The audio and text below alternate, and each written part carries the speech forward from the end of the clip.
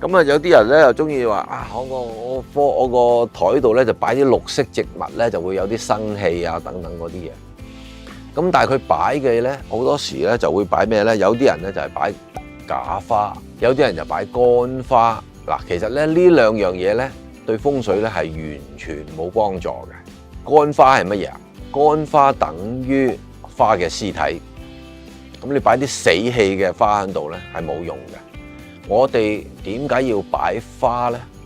因為五行裏邊金木水火土咧，木係唯一一樣嘢你可以由好細棵，因為你悉心培植之後咧，佢係變咗一棵大嘅植物嘅，即係佢會生長嘅，所以佢代表一種朝氣，一種生長，一種活力。咁所以你都想你嘅辦公室做嘢啊，由低下職員一路升級到主任，跟住升級到做呢個經理，即係呢個就係一步步嘅嗰種生氣。